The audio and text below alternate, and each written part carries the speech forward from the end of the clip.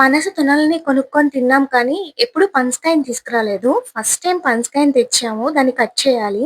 బయట బండి మీద వాళ్ళు కట్ చేయడం చూస్తుంటే ఏముంది కత్తితోటి కట్ చేశారు. వాటిలోంచి తొనలు తీస్తున్నారు అంతే కదా అనిపిచ్చింది. కానీ వామ్మో!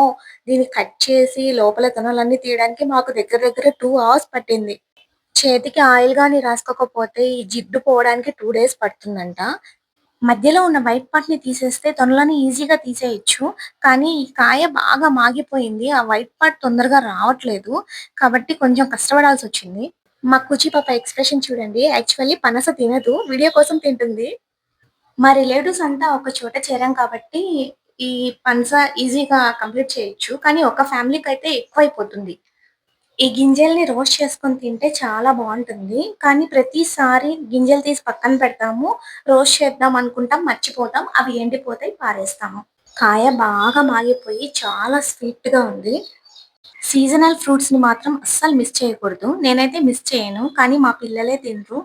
నాకు తెలిసి ఇందులో ఒక 100 పైనే తొనలుంటాయి. సో, అన్నిటిని చకచకా ఒలిచేసాము. ఒక గిన్నె నిండా అయితే వచ్చాయి. ఫ్రిడ్జ్‌లో పెట్టేసి 2 డేస్ తిన్నాము.